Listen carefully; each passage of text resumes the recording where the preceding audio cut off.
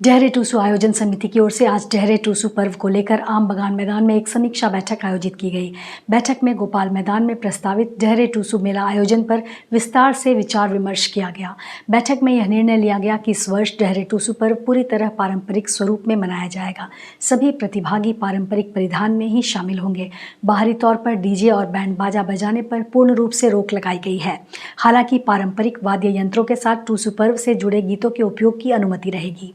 समिति ने युवाओं को विशेष चेतावनी देते हुए कहा कि कार्यक्रम के दौरान किसी भी प्रकार के नशा और मद्यपान से दूर रहना अनिवार्य होगा। पिछली बार कुछ युवाओं द्वारा नशे की हालत में अनुचित व्यवहार की शिकायतें सामने आई थी। इस बार ऐसे मामलों को लेकर सख्त रुख अपनाने का निर्णय लिया गया है। हालांकि पहली बार चेतावनी देकर क्षमा किया जाएगा। आयोजन को सुचारू रूप से संपन्न कराने के लिए सभी प्रतिभागियों को शाम 4 बजे तक गोपाल मैदान पहुंचने का निर्देश दिया गया है, ताकि कार्यक्रम का शुभारंभ समय पर शाम 6 बजे किया जा सके।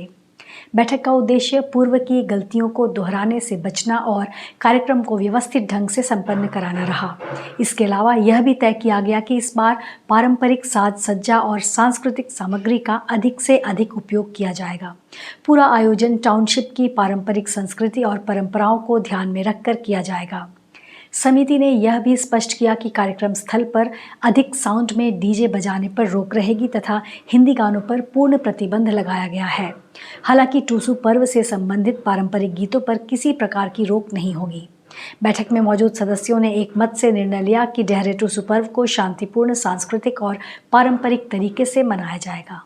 विगत 4 जनवरी 2026 को जो डेहरे टूसू का आयोजन था, उसी को लेकर आज 10 तारीख को बगान मैदान में हम लोग इसका समीक्षा बैठक कर रहे हैं कि जो भी भूल त्रुटि रहा उसको लेकर हम लोग सब सारे आयोजक जो सम्मिलित सदस्य थे सभी का हम लोग राय मशवरा ले रहे थे। जो भी भूल चूक हुआ था उसी को लेकर हमारे बीच में चर्चा चल रहा था और चर्चा में ये बात निकल के आया कि इस बार पारंपरिक परिधान और जो हमारा आधुनिक डीजे का बहुत ज़्यादा प्रयोग हुआ था, हम लोग सिर्फ साउंड सिस्टम को ही अलाउ करेंगे। भविष्य में किसी भी तरह का डीजे, कोई भी गैर पारंपरिक चीज़ों का इस्तेमाल नहीं होगा। जो पारंपरिक चीज़ें हैं और अनिवार्य रूप से 10 धमसा मादल जो भी गांव से आएंगे, 10 की संख्या में धमसा मादल अगर साउंड सिस्टम के साथ आते हैं तो, और 6 फीट का चौड़ौल अनिवार्य रूप से उनको लेके आना है अगर साउंड सिस्टम आता है तो।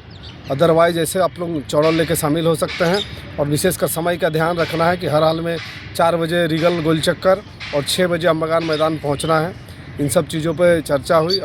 ऐसी ही और खबरों के लिए जुड़े रहे हमारे साथ यूट्यूब, फेसबुक और इंस्टाग्राम पे। साथ ही हमारे चैनल को लाइक और सब्सक्राइब करना ना भूलें।